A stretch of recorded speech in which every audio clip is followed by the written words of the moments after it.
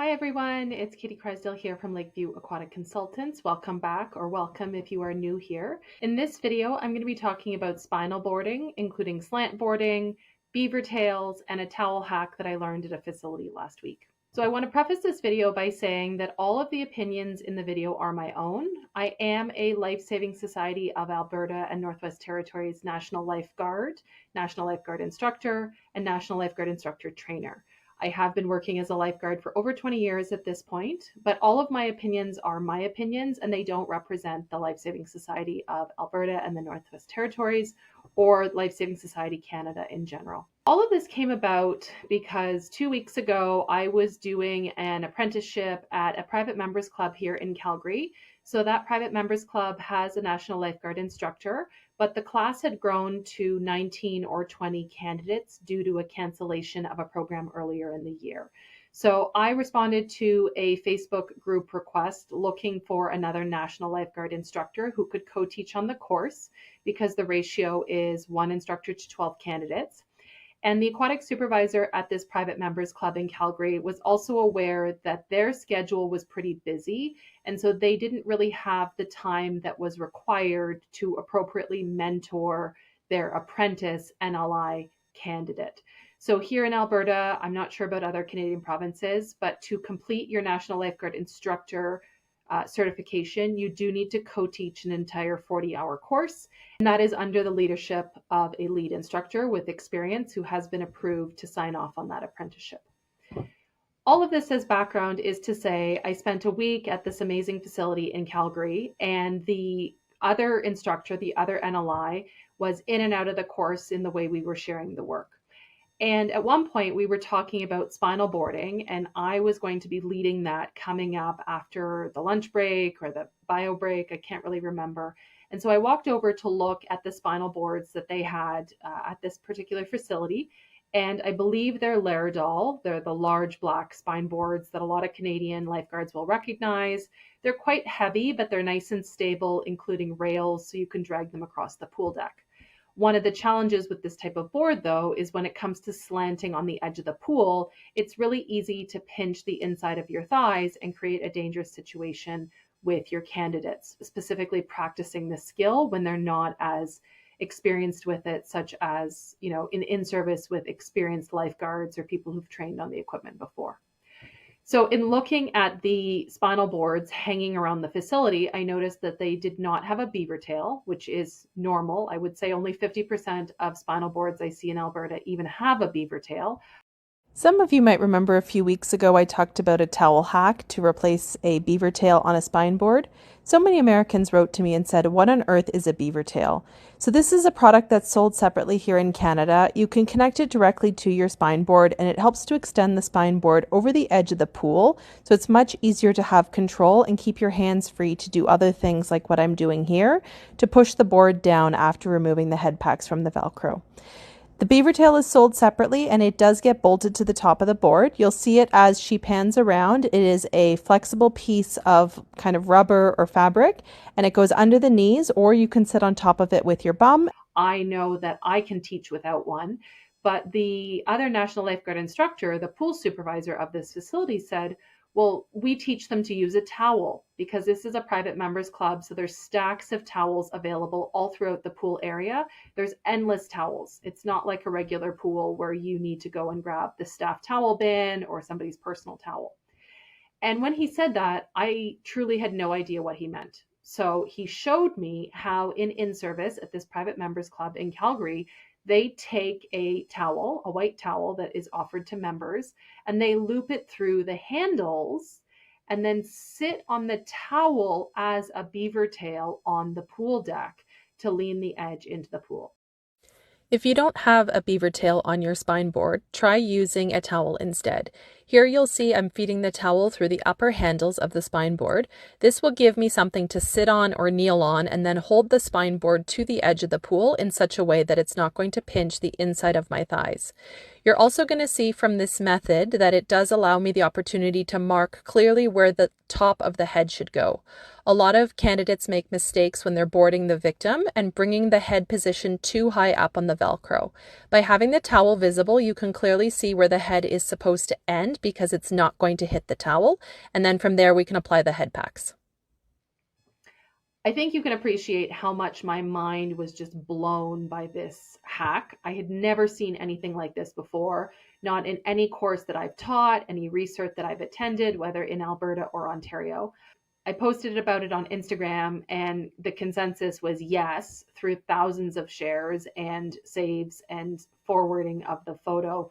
A lot of you had not seen this technique before. So I wanted to talk about it in a little bit more detail, because then the related question I got from a lot of Americans is, well, what is a beaver tail? Because apparently this is not a product that's widely available in the US. So in this video, I'm going to talk about the towel hack. I'm going to use some photos that I took from the facility to talk about that. And then I'm going to talk about the beaver tail, because that is a product that is a great option for a lot of aquatic facilities. As with anything, there is no best, in my opinion, when it comes to what you need for your facility. That's going to come down to your pool shape. That's going to come down to what your guards are used to training with. That's going to come down to what your regular clientele looks like. Is it a lot of families? Is it a lot of athletic members? I can't tell you the best thing to do for your pool with your guard team. I don't know how many guards you have on stand. I don't know how many spinal boards you have. I don't know any focal points that you have. So take any recommendations I give you with a grain of salt, because what works for me may not work for you. The great thing about this towel hack is that it can be done in any situation where you have access to a towel. So certainly not every pool has member towels, but there often are towels lying around on the pool deck during lessons, or lifeguards have their own towels for after class. Or even, I would venture to say, if you had a lifeguard singlet or a rash guard with enough fabric, you could feed it through the handles at the top of the board and then use that as an anchor that you can sit your butt on, but then have the board floating with the rim at the edge of the pool or on the edge of the pool. That extension of the board, so it's not right up between your legs and having to hold it with your thighs or your feet, is really, really, really helpful. And I saw that come into play during the National Lifeguard course when these candidates had no experience with the spinal board. It was a game changer in the versatility that I saw in the way they interacted with the equipment on the first few times that they used it, as compared to when I was a pool manager or a facility supervisor, and we would invest 10, 15, 20 hours of in-service before we started to see basic competency in slant boarding. I want to talk about slant boarding briefly because I got this comment on our Facebook page. It is just a valid question from someone who is wondering, why would we ever do a slant board except in deep water? So when I first started out as a National Lifeguard in 2005 at the University of Toronto, there it is, a 50-meter competition pool that does not have a shallow end. The quote shallow end is 2 meters deep, and so we were always slant boarding and practicing deep water spinals. That is my framework of experience. I spent 5 years learning how to egg beater and do deep water rolls and do deep water boarding and then remove someone in deep water. It is a very hard skill to learn, and it is very dangerous to practice if you don't know what you're doing. So I'm definitely not a purist who says that we have to do things a certain way to make life harder. It's not, there's no value in that. But when I teach National Lifeguard courses at any facility now in Alberta where I'm invited to fill in for, the NLI who's on vacation, or as a second instructor when there is a large group of candidates, my big focus is versatility. I don't know if you're going to go work at a 50-meter pool. I don't know if you're going to go work at a wave pool or a hotel pool or a swim school or any other environment that may be deep only, shallow only, beach entry, ladder entry. It's impossible to say. So the most important thing from my perspective as a National Lifeguard instructor is to expose you to different techniques to put in your toolkit.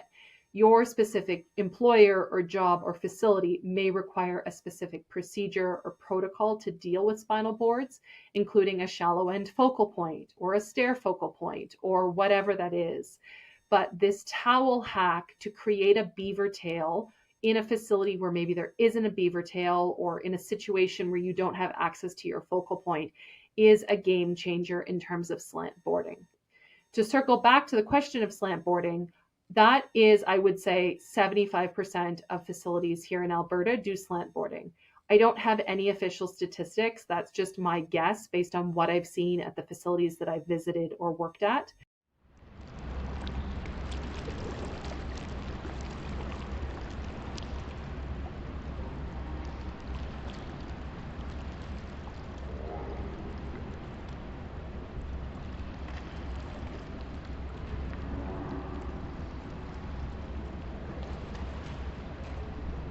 Knife boarding, I know, is quite popular in Edmonton. I've seen a lot of those yellow, very lightweight spinal boards with the speed blocks.